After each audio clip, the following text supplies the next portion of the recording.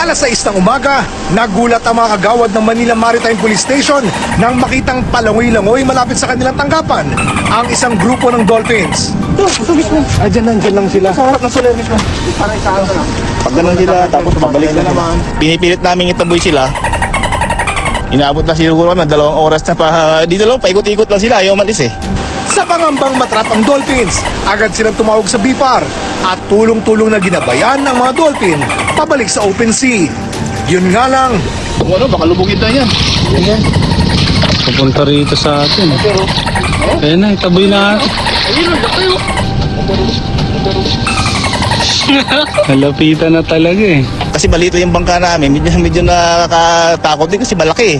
Baka kakudambahin tayo nito o tumawag tayo.